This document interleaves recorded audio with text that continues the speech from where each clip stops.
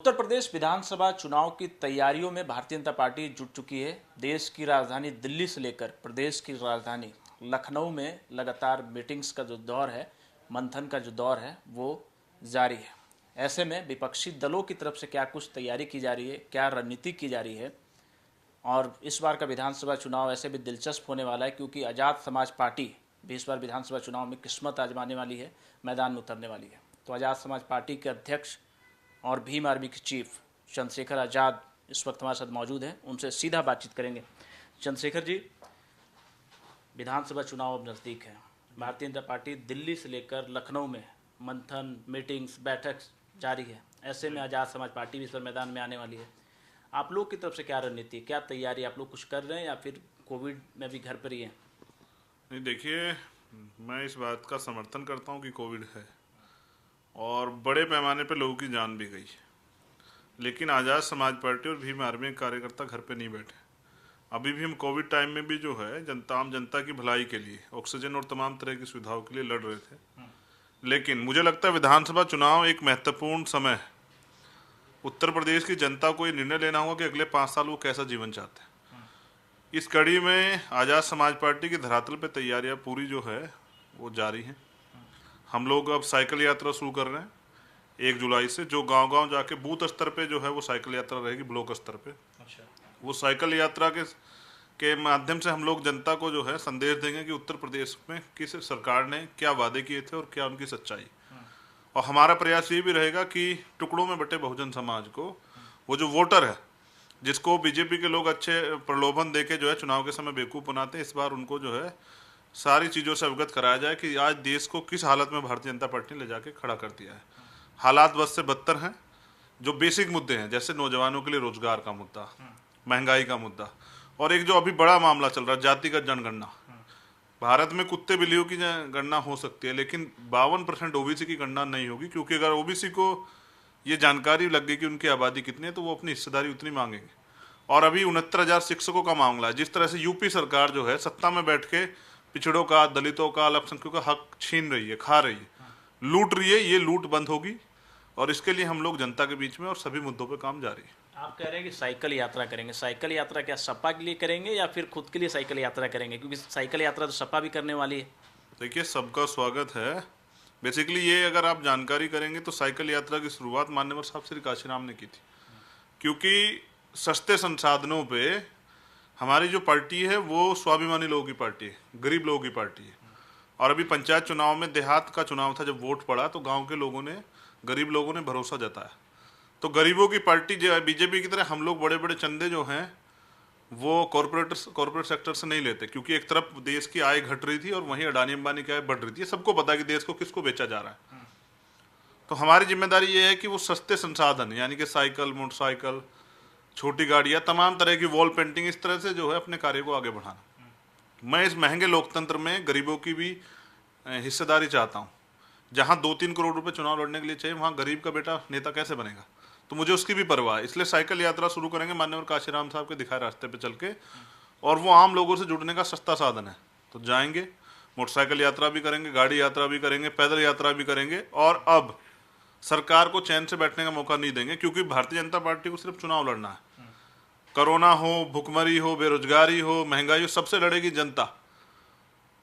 तो इसलिए जो है साइकिल यात्रा माननीय काशीराम साहब के संदेश यात्रा जन जन तक पहुंचाकर, और इस बार विदाई तय है उत्तर प्रदेश से, भाजपा की विदाई इस बार उत्तर प्रदेश से तय है। ऐसे में उत्तर प्रदेश सबसे बड़ा प्रदेश है, सबसे बड़ा सूबा है। तो प्रदेश की अगर राजनीति की बात करें तो गठबंधन बहुत अहम हो जाता है, चाहे विधानसभा चुनाव हो या लोकसभा चुनाव हो। तो विपक्षी दलों की क्या तैयारी है? आपकी क्या किसी बड़े विपक्षी राजनीतिक दल से बातचीत चल रही है? गठबंधन की आप लोगों की कुछ तैयारी चल रही है?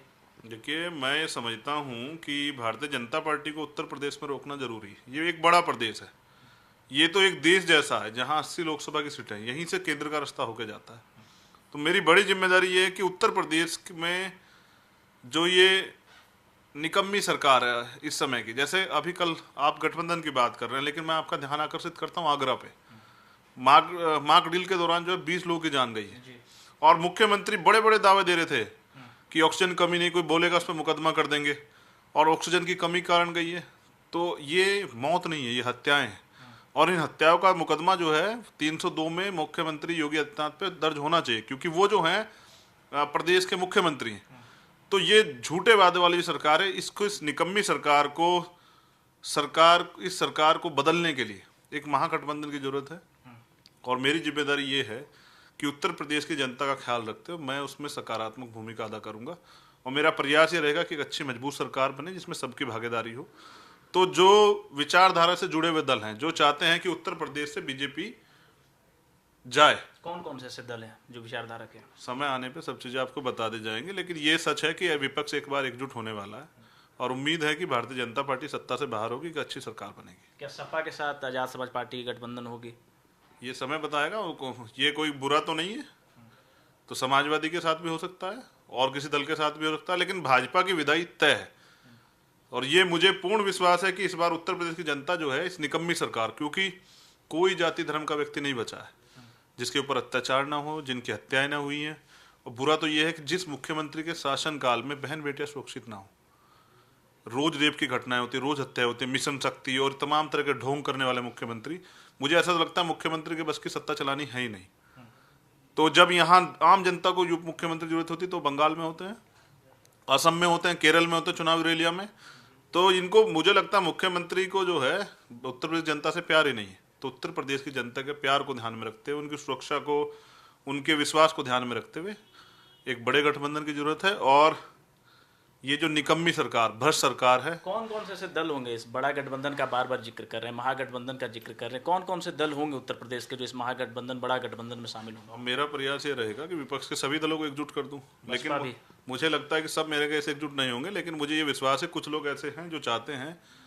वही मैं जानना चाह रहा हूँ, कौन कौन से ऐसे दल है जो चाहते हैं, या जिससे आप संपर्क में, जिससे बातचीत चल रही है? सबसे संपर्क में है, जैसे ही कोई घोषणा होगी आपको बताया जाएगा।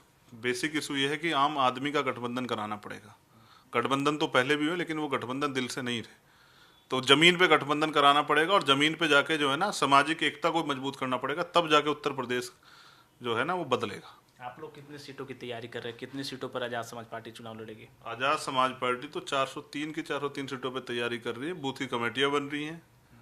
वहाँ की जो है, जो जमीनी मुद्दे हैं, जो बेसिक मुद्दे आम जनता के, उनसे जुड़े मुद्दों पर काम चल रहा है। लेकिन बेसिकली 403 सीटें जो है भाजपा भी लड़ेगी। उन 403 सीटों को हराने के लिए वहाँ बूथ का संगठन बनाना बहुत ज़रूरी है। अगर भविष्य में जब कोई गठबंधन होता तो किसी की मदद भी की जा सके, और अपने वोटर्स को भी जो है रोका जा सके कि वो तमाम तरह के जो है बीजेपी के झूठे प्रलोभन में ना आए। तो अपना संगठन बनाना, क्योंकि बेसिकली मेरी राजनीति ये है कि जहाँ कहीं बहुजन समाज के लोगों पर अत्याचार हो, वो कोई सी विधानसभा हो, कोई सा गांव हो, तो उनको न्याय दिलाना भी, क्योंकि सरकार तो नहीं देगी। आपने हाथरस देखा, उन्नाव देखा, कानपुर देखा, तमाम तरह के मामले हैं। तो ये तो बोली के सामने गोली की बात करते हैं। तो ये संविधान को ख़त्म करने वाले भाजपा के लोगों को सबक सिखाना जरूरी है। और इसलिए जो है मेरा प्रयास रहेगा कि मैं ज़्यादा मेहनत करूं, क्योंकि 30% आबादी है दलितों की उत्तर प्रदेश में, और उनके हक, अधिकार, उनका सम्मान, उनकी सुरक्षा, वो जो है राम राज्य में राम भरोसे मुख्यमंत्री जो है मठ में बैठ के पूजा कर रहे हैं। कोरोना काल की भी आपने तस्वीरें देखी होगी, जो लोगों की जान गई, कहीं ना कहीं गंगा में वो प्रवाह कर दिए गए, गंगा में बहते हुए नजर आए, जैसे तैसे लाशों को दफना दिया गया, कभी रेत पर तो कभी किसी तरह से। बहुत दर्दनाक स्थिति थी पूरे उत्तर प्रदेश की।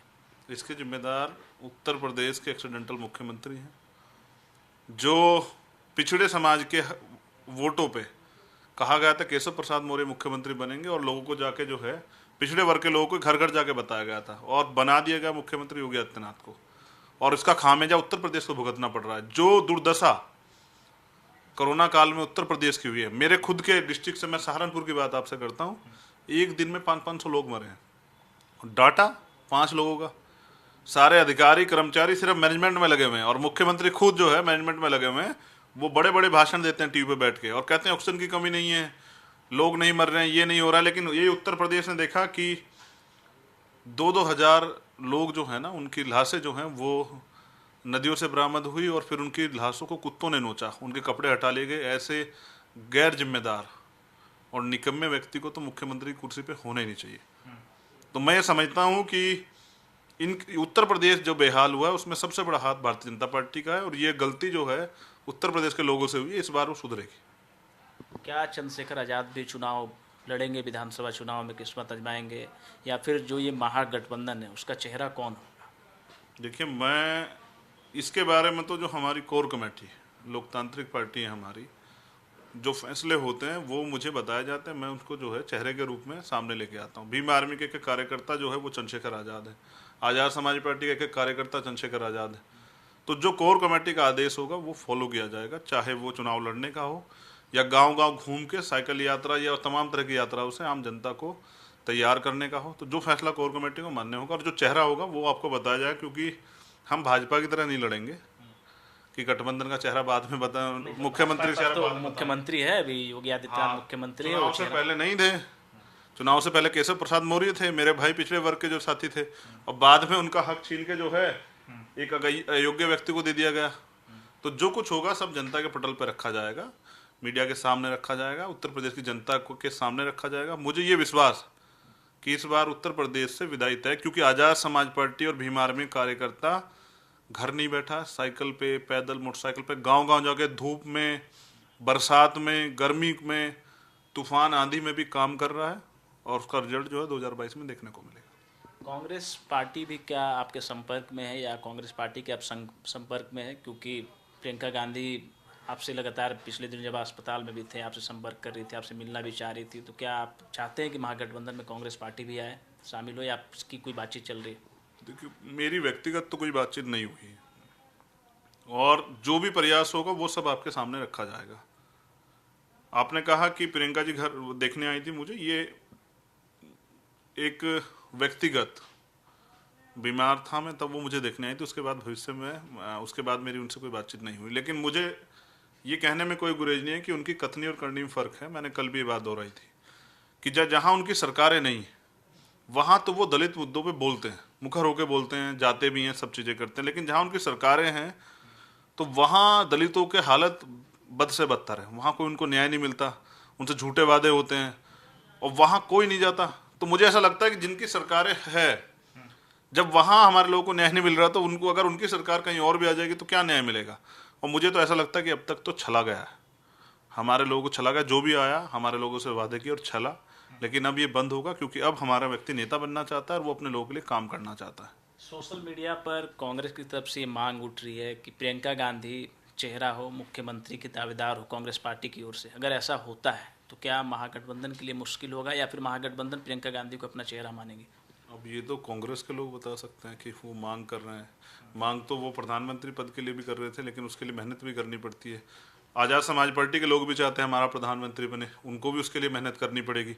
तो तमाम लोग चाहते हैं कि उनका नेता मुख्यमंत्री बने, प्रधानमंत्री बने, लेकिन उसके लिए जमीनी लेवल पे काम करने के लिए भी एक जिम्मेदारी उठानी पड़ती है, आंदोलन करने पड़ते हैं, विपक्ष की भूमिका अदा करनी पड़ती है, तमाम तरह के मुकदमे होते हैं। इस सरकार ने तो मुकदमों की लाइन लगा रखी है, जेल जाना पड़ता है। उसमें भीम आर्मी आज़ाद समाज पार्टी के लोगों पे आप चेक करोगे, जितने मुकदमे उत्तर प्रदेश की सरकार ने या भाजपा की सरकार ने कहीं भी भीम आर्मी और आज़ाद समाज पार्टी के लोगों पे किए, इतने तो शायद मुझे लगता है कि कभी किसी विपक्ष पे नहीं हुए होंगे। तो यानी कि वो आज़ाद समाज पार्टी और भीम आर्मी से डरते हैं।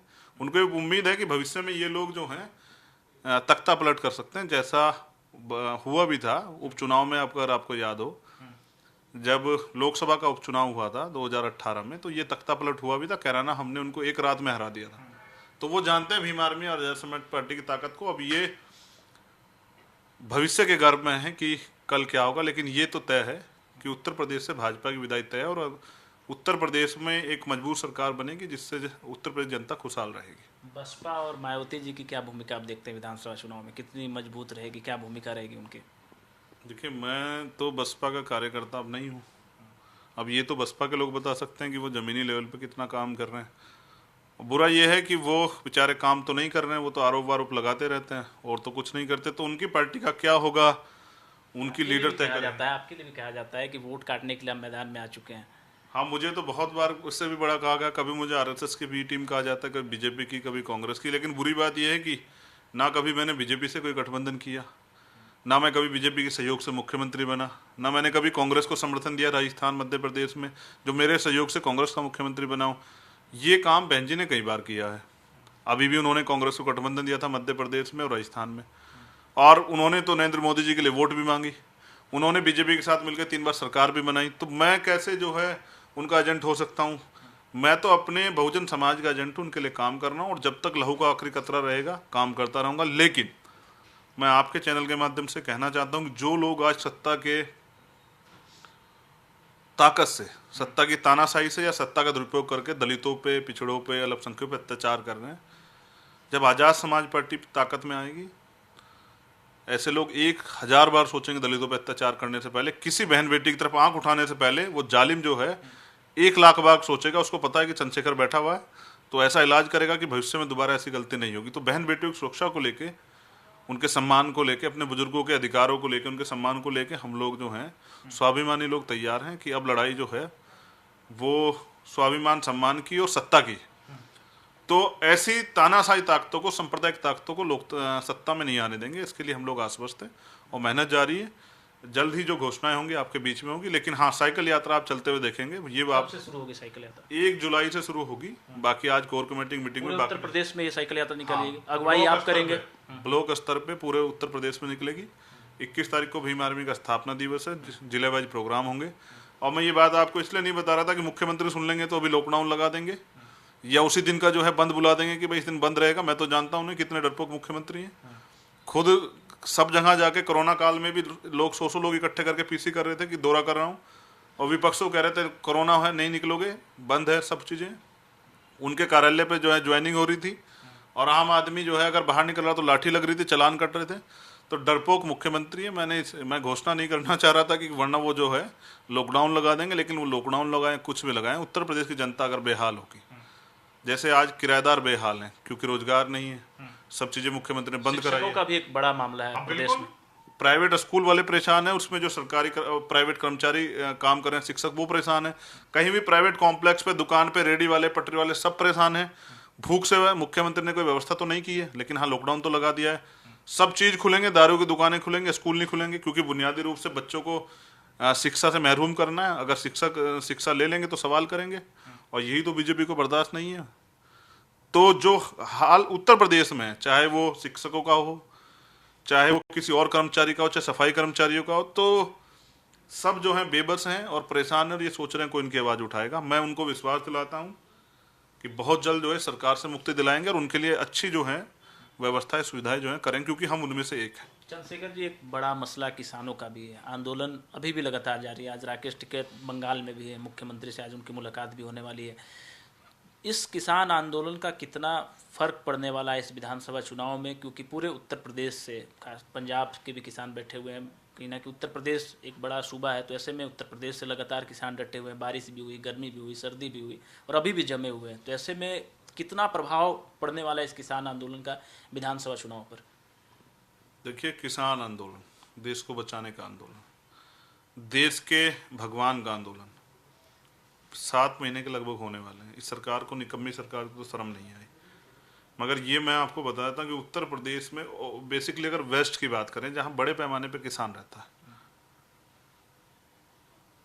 बीजेपी के लोग चुनाव में गांव में नहीं घुस पाए, ये हाल थे।